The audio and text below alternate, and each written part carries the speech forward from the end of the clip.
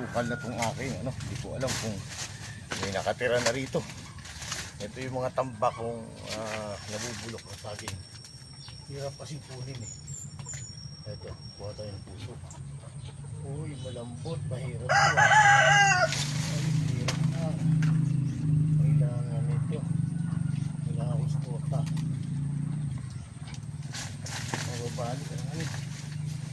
Malambot ah.